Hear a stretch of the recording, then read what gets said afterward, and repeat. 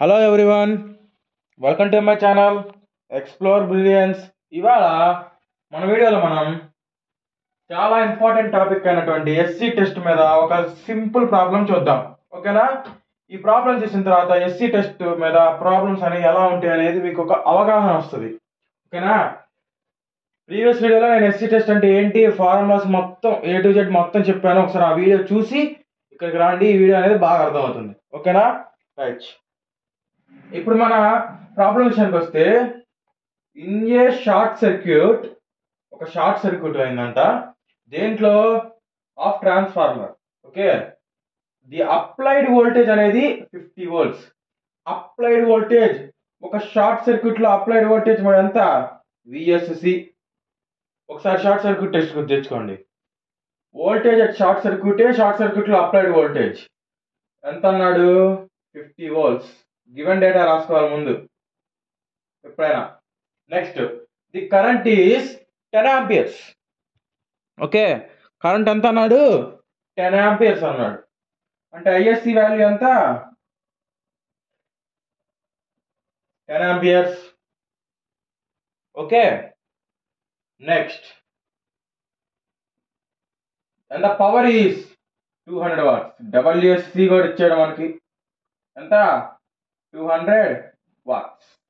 Okay, calculate the equivalent impedance of the transformer అన్నాడు. Okay, equivalent impedance అంటే Z01 find out చేయమన్నాడు. ఈ problem ని మాక్సిమం షార్ట్ లాగా అడుగుతాడు, లేకపోతే ఒక 5 మార్క్స్ క్వశ్చన్ గా అడుగుతాడు. ఓకేనా ఫ్రెండ్స్? షార్ట్ గా అడిగినప్పుడు ఎంత రాయాలి, 5 మార్క్స్ క్వశ్చన్ గా అడిగినప్పుడు ఎంత రాయాలి, రెండు డిస్కస్ చేద్దాం. షార్ట్ గా అడిగాడు అనుకోండి, మనకు తెలుసు డైరెక్ట్ గా VSC is equal to ISC times of Z01. V equal to I into Z, అది మనకు తెలుసు. కాకపోతే ఇక్కడ షార్ట్ సర్క్యూట్ లో వోల్టేజ్ కాబట్టి విఎస్సి, షార్ట్ సర్క్యూట్ లో కరెంట్ కాబట్టి ఐఎస్సి. కాకపోతే మనం ఒకసారి ఎస్సీ టెస్ట్ గుర్తు తెచ్చుకోండి. ప్రైమరీ వైండింగ్ కి కనెక్ట్ చేస్తాం, ఎందుకంటే స్టెప్ డౌన్ ట్రాన్స్ఫార్మర్స్ ఎక్కువ ఉంటాయి. ఒక జనరేటింగ్ స్టేషన్ లో మాత్రమే స్టెప్ అప్, మిగతా అన్ని స్టెప్ డౌన్ మనకు తెలుసు. కాబట్టి Z01. ఓకే, దీని నుంచి Z01 కావాలంటే VSC by ISC. Okay, that is equal to VSC అంత 50 వోల్ట్స్, ఐఎస్సి అంత 10 ampere. That is equal to ఎంత? 5. ఒక షార్ట్ అడిగినప్పుడు ఇంతవరకు చాలు. కాకపోతే ఇన్ కేస్ షార్ట్ అడగలేదు, 5 మార్క్స్ అడిగినప్పుడు అలా రాసుకోవాలి. అది ఇప్పుడు అది చూద్దాం. ఓకేనా? ఐ హోప్ ఇది అర్థమైందని అనుకుంటున్నాను. ఏం లేదు, సింపుల్ ఒక ఫార్ములా అప్లై చేసామంతే. నెక్స్ట్, ఇప్పుడు చూడండి, ఇంకొక రకంగా కనుక్కోవాలి 5 మార్క్స్ క్వశ్చన్ అడిగినప్పుడు. అది ఎలా అంటే, cos phi is equal to R by Z కదా. ఈ ఫార్ములా నుంచి కూడా మనం జెడ్ కనుక్కోవచ్చు. R01 by Z01. ఇక్కడ ఎందుకు? ఇది cos by SC, short circuit power factor is equal to R01 by Z01. మనకి దీని నుంచి Z01 కావాలంటే R01 by cos phi SC. Okay, ఇది ఇంకో ఫార్ములా అనమాట Z01 ఫైండ్ అవుట్ చేయడానికి. ఓకే, ఇప్పుడు దీంట్లో మనకి R01 తెలుసా? తెలియదు. కాస్ బై ఎస్సి తెలుసా? తెలియదు. కాబట్టి మనం ఫైండ్ అవుట్ చేయాలి. మనకి తెలుసు ఫ్రమ్ ద ఎస్సీ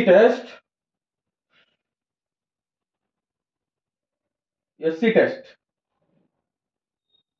రెండు ఫార్ములాస్ తెలుసు మనకి. ఏమేంటివి అంటే, WSC is equal to ISC whole square times of R01. Okay, మనకి డబ్ల్యూఎస్సి ఇచ్చాడు 200, ఐఎస్సి ఇచ్చాడు 10 amps. R01 ఫైండ్ అవుట్ చేయొచ్చు కదా. That implies R01 is equal to WSC 200 by 10 square. Okay, 10 square అంటే 100. ఓకే, 200 బై 10 ఎంత? 2 ohms. యూనిట్స్ రాయాలి resistance కాబట్టి. Okay, next, ఇంకొక ఫార్ములా తెలుసు మనకి, W is equal to VI cos phi. ఓకేనా, ఇది మనకు జనరల్ తెలిసిన ఫార్ములా.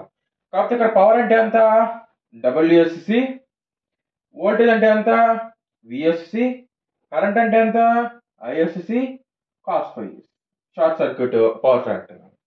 దీని నుంచి మనకి కాస్ పై SC కావాలి. That implies cos phi SC equal to WSC by VSC into ISC. ఏం లేదు, WSC ఉంది, ఈ రెండింటి నాటి పంపించా, డివిజన్లోకి వస్తుంది. WSC మనకు తెలుసు 200 బై VSC ఎంత 50 volts ఇంటూ ISC ఎంత 10 amps. ఓకే,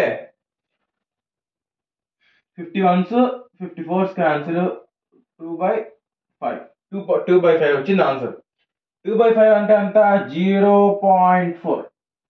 మీరు డైరెక్ట్గా 200/50 ఇంటూ 10 అని కొట్టినా వస్తుంది. ఓకేనా, నో ప్రాబ్లం. అదే క్యాష్ వాడే అంత కాదని చెప్పి నేను నార్మల్గా చేసేసాను. మీరు క్యాలిక్యులేటర్ కూడా వాడుకోండి, నో ప్రాబ్లం. 0.4 వస్తుంది.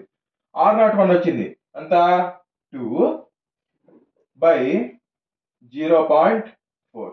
That is equal to 2 times of 4/10. 4/10 వచ్చిందంటే పైకి వస్తుంది కాబట్టి 10/4. That is equal to 2 1s 2 2s. 10/2 ఎంత, 2 1s 2 5s 5.